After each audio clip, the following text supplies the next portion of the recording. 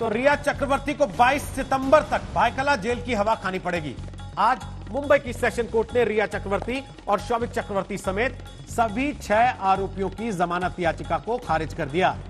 रिया चक्रवर्ती के साथ ही शौविक चक्रवर्ती, Samuel Miranda, Dipesh Sawant, Zaid बिलात्रा और अब्दुल बासित परिहार को भी जमानत नहीं मिली। आरोपियों की दलील पर एनसीबी की दलीलें भारी पड़ी। रिया चक्रवर्ती के ड्रग्स कनेक्शन के तार को खंगालकर एनसीबी अब उन बड़े चेहरों को बेनकाब करने की तैयारी में है जो नाम पूछताछ में रिया ने लिए। ड्रग्स लेकर एनसीबी ने बाकायदे एक डॉजियर तैयार कर लिया है जिसमें कहा जा रहा है कि कई बड़े सितारों के नाम शामिल हैं। इस वक्त हमारे साथ सरकारी वकील अतुल सरपांडे मौजूद हैं। सर, ये बताइए कि कौन से ऐसे ग्राउंड्स थे जिसके बिना पर आज बेल रिजेक्ट हुई है रिया चक्रवर्ती और बाकी? आज ग्राउंड्स तो उन्होंने नहीं बताया है, जैसे आपने खाली ऑपरेटिव पार्ट डिक्लेयर किया है और उन्होंने कहा है कि सबके सब 6 एप्लीकेशन रिजेक्ट हो चुकी हैं। अच्छा सर, आप लोग की तरफ से क्या दलीलें दी गई थी कि क्यों इनको बेल नहीं मिलनी चाहिए? हम लोग का दलील ये था कि इन्होंने फाइनेंस किया है और क्रिमिनल कॉन्स्पिरेसी के पार्ट है और वो एंगल अभी इन्वेस्टिगेट करना बाकी है और हमारे पास 60 दिन या 180 दिन हमारे पास है और अभी की स्टेज जो है ये इमेच्योर है जहाँ पे बेल एप्लीकेशन हम कंसिडर कर सकते हैं।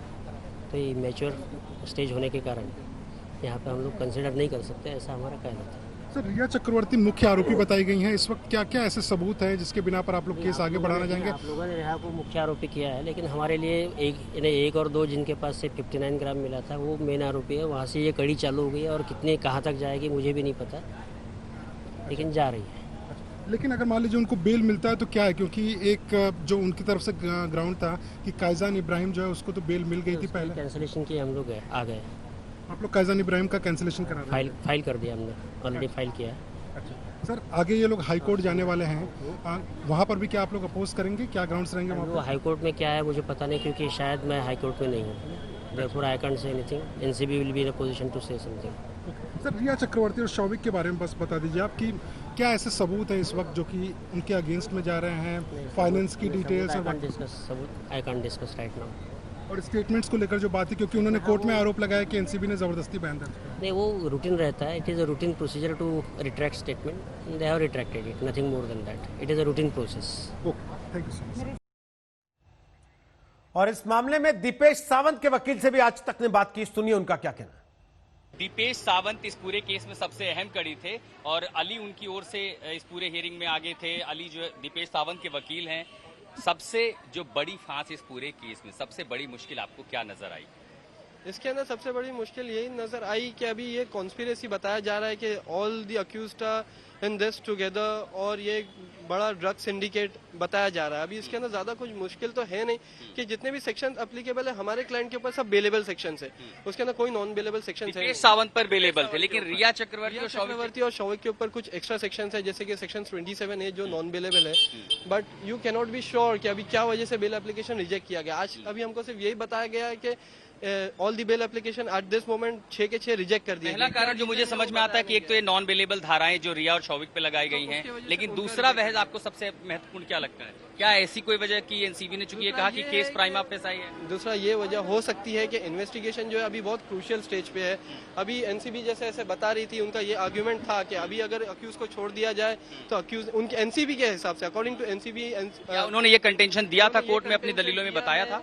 अकॉर्डिंग टू एनसीबी ने ये कंटेंशन दिया है कि जो कुछ अक्यूज ने कुछ बड़े बड़े लोगों के नाम लिए हैं, अगर उनको बाहर छोड़ दिया गया तो वो जो लोग हैं, बड़े लोग हैं, वो अवेयर हो जाएंगे, केस प्रभावित हो सकता है। केस प्रभावित। क्या अंदर हुआ, क्यों बेल बार बार कैंसिल हो जा रही है?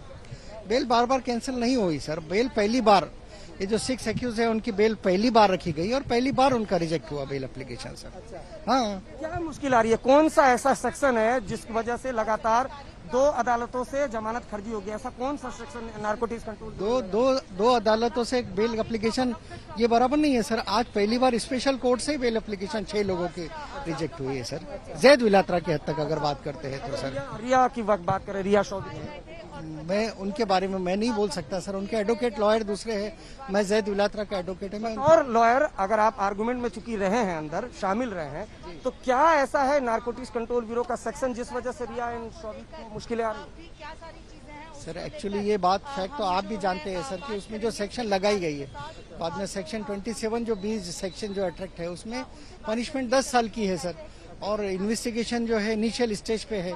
ये 2 पॉइंट लिया सर कोर्ट ने बेल रिजेक्ट करते हुए सर। आप आगे हाई कोर्ट की तरफ जाएंगे? बिल्कुल सर, बिल्कुल। अच्छा, जयद विलात्रा की बात करें तो उसको एक तरीके से ड्रग पेडलर है और उसको बकायदा उसके पास से विदेशी मुद्राएं और तमाम चीजें बरामद हुई। उसका शौविक से कनेक्शन दिखाया गया, उसका रिया से कनेक्शन दिखाया गया।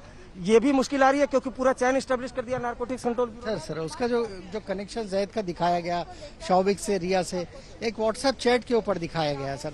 पर वो व्हाट्सएप चैट कितना उसका एविडेंटरी वैल्यू है इंडियन एविडेंस एक्ट में, ये भी तो देखा जाएगा ना सर। आप किसी का भी नेक्सस आप लगा सकते हैं मगर आपको साबित तो भी तो करना पड़ेगा ना सर। 7 NDPS एक्ट में उन्होंने बयान दिया है सर। 7 NDS। अच्छा, ये फाइनेंशियल ट्रेल की भी तो बात हो रही है सर फाइनेंशियल ट्रेल भी तो इसमें स्टेब्लिश किया है कि पैसों का लेन देन।